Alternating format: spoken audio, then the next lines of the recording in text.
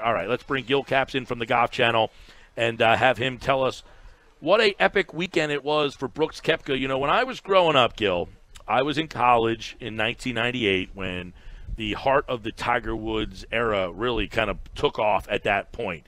I don't know that we'll ever see something like that again, but Brooks Koepka, who has now kind of taken over as the guy now, right? I mean, he has become kind of the man on this tour.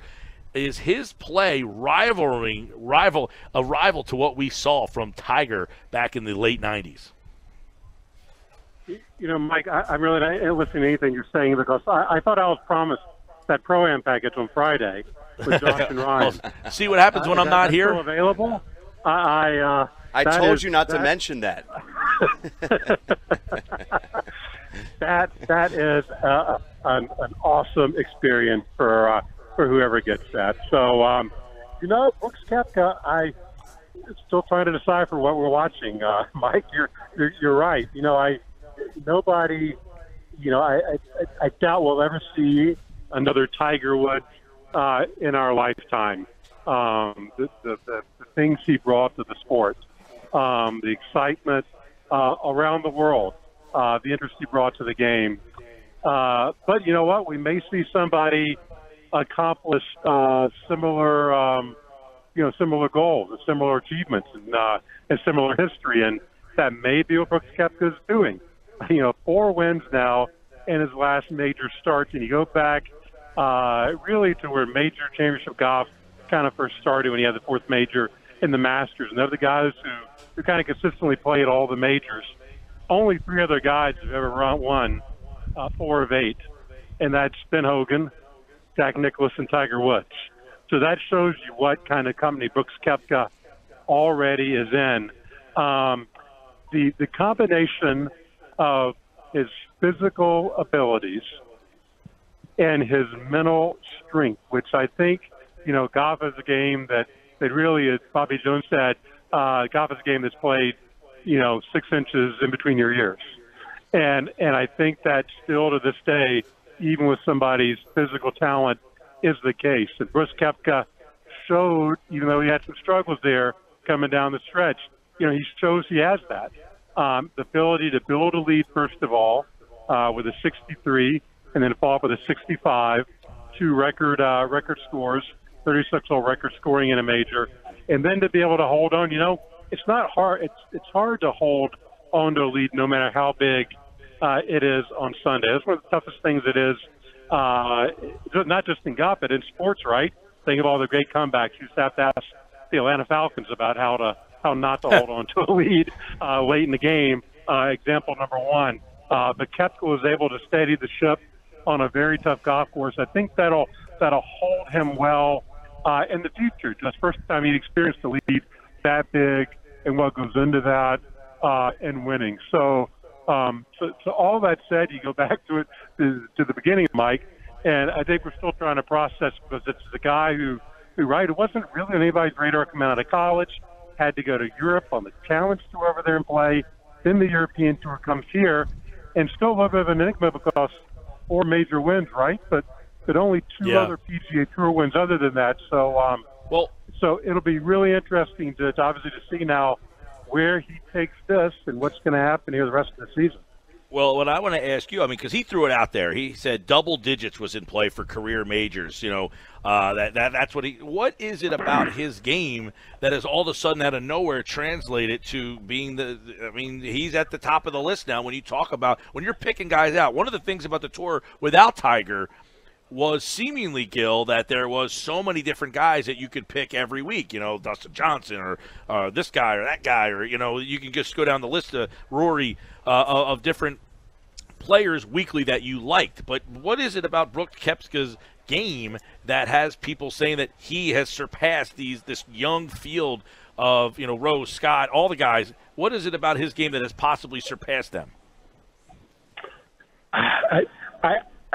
I would tend to say, Mike, desire, and that he wants to win more than anybody else. And that's kind of cliche, right? Because you're like, yeah, but everybody wants to win. Well, yeah, Rory McIlroy wants to win. Ricky Fowler wants to win. Other guys want to win. But that may not be the most important thing to them. And I think that winning majors right now in Brooks Koepka's life is the single most important thing in his life. And, you know, we talk about this a lot with Rory, and he was a guy who got off to a pretty fast start in his career, you know, 4 majors at the age of 25, but hasn't won one in 5 years. And what's wrong with Rory?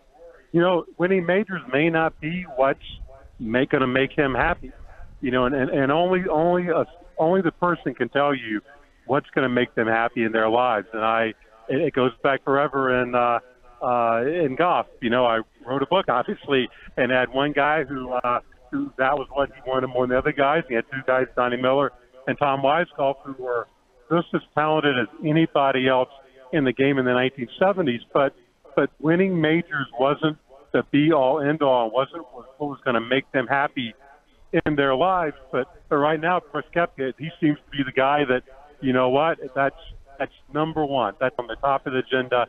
And being a 10-time major champion, be considered one of the greatest players of all time, which he said, that's his goal. And I think that's what separates him, that mental drive and emotional drive that he has right now in the game.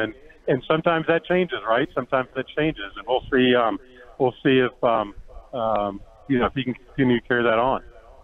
What do you think about Dustin Johnson's late push to possibly steal the whole tournament? It was Koepka all the way, and then here comes DJ, but just not enough. Was that more of what Brooks Koepka did, or was that just DJ too little too late? I think it was too little too late. You know, a 7-stroke lead, you know, you've got to have both. You've got to have one guy kind of spit the bit like Brooks tried to do and kind of did do. I mean, a 74, 4 over par, matched the highest round by a final round by a champion ever in PGA Championship history. But the other guy's got to kind of go a little lower than 69. You know, it's easy. Jack Nicklaus once said, you know what?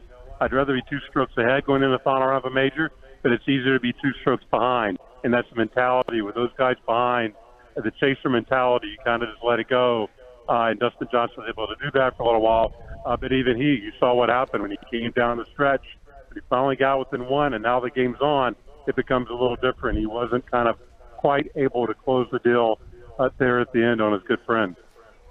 What about Jordan Spieth? You know, after the tournament, he said, this is the best I've felt in quite a while. Ties for 3rd. Does he have a chance here moving forward? How do you think he played this past weekend?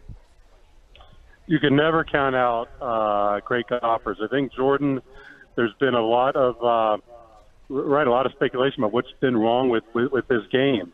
You know, his full swing, driving, iron play, putting, seems to be a little bit of everything. Should he fire his coach, not fire his coach? You know, he seems to be making a lot of changes, trying something different every day, et cetera.